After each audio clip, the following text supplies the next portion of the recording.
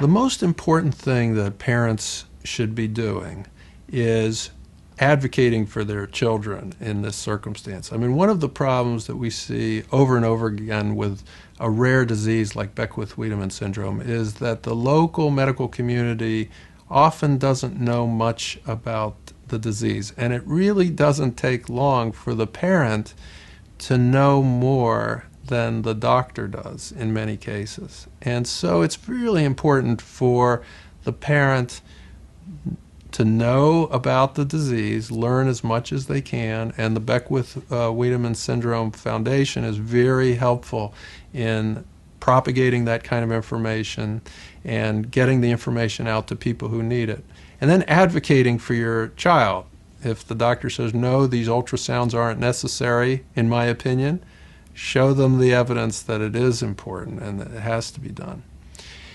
The other important thing that parents have to do is stick to the regimen. You know, screening every 3 or 4 months is very tiring, and it can seem like you're just done with the last one and you have to get the next one, and maybe you could skip one, but there's no sense in doing that. You really have to stick with the program and make sure that you're on every time point. You're doing that for your child because they can't do it for themselves. I think that each parent has a different level of what their understanding or what their ability to deal with the issues that are at hand are. For me, I needed to learn what he had. I needed to do the research. I needed to read the articles. I needed to ask questions and to get the answers. And I think I grew frustrated because those answers weren't available to me in the beginning. And then I found the support group, and with the help of the neurogeneticist, I was given the information that I needed, and I was able to settle in and, you know, read at my leisure and to look and ask the questions and get the answers. I truly do feel honored and privileged being able to meet so many children with this diagnosis and meeting their families and interacting with them. It's wonderful to get updates through emails or Christmas cards as a lot of these children grow, and they've taught me so much over the few years that I've worked with them. It's difficult for me to say what the single most important thing that parents of kids with BWS should be doing, but beyond loving their children and providing the same care that they do for their other children, probably I would say advocating for their children. Sometimes I think it can be really hard to work with the medical system and to really access what you think is important for the care and well-being of your child. But I think that parents really need to take that step and really talk to their healthcare providers and make sure that they're comfortable with the decisions that are being made.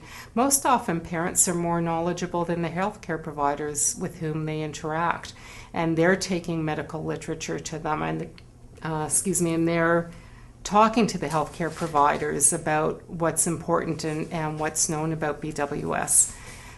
So they really do advocate for their children. As well, I think it's really important to feel comfortable asking the questions that they need to ask and not feel that they only have 1 or 2 minutes to get in the most important topics, but to really engage the healthcare providers and really ask the questions or the issues that are of most concern to them. The first feeling is feeling that you've caused this to your child. Beckwith-Wiedemann is nothing that you've done. It's a genetic change. Has nothing to do with whether you've done crafts or if you painted or if you've done anything that breathed any fumes in. It has nothing to do with that. You have done nothing to cause this, so it's nobody's fault. The second thing is the isolation.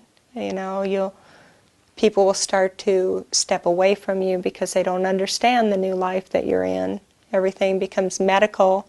You start talking in medical terms and rattling off terms that people, oh, what's that? And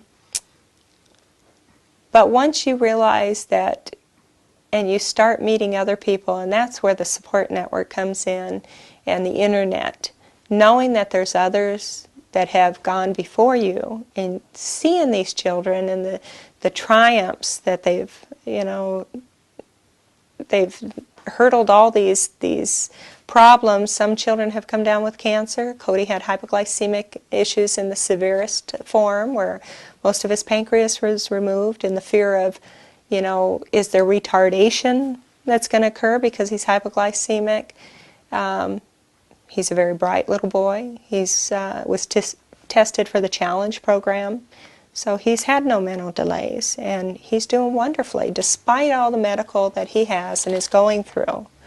He's a happy, content, bright little guy, and looking at him, you'd never know he had the syndrome.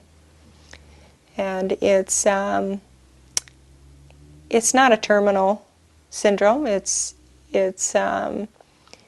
There are characteristics associated with the syndrome that sometimes have to be fought aggressively. Sometimes surgical intervention is needed, but if followed right, then the child has a strong chance of growing up and leading a normal, healthy adult life. One thing that parents always worry about when they hear that their baby has something, has a syndrome, is my baby going to die? Well, your baby's not going to die. Very few. There are some severely expressed cases that get into trouble with kidney function, or do get a tumor that isn't detected early. So sure, a few of them will die, but the vast, vast majority are going to live a long and good life.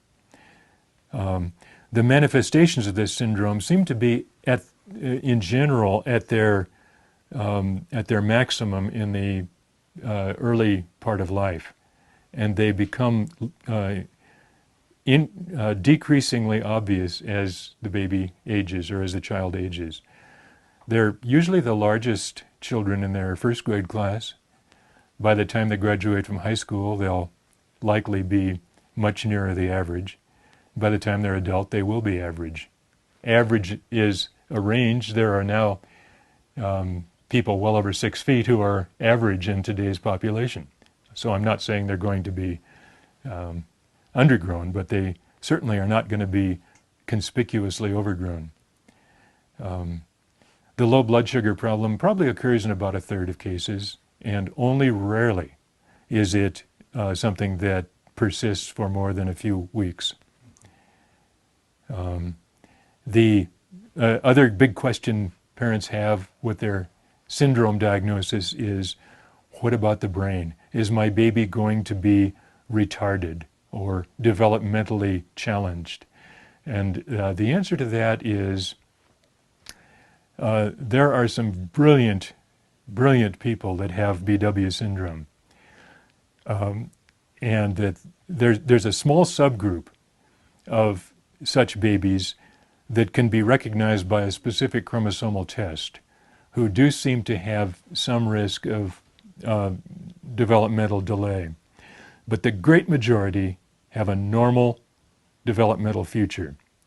They will have a normal intellect, which means everything from a little below average to a little above average to a lot above average. And they're going to fall within that range. And the BW syndrome will not be the determinant of their mental future.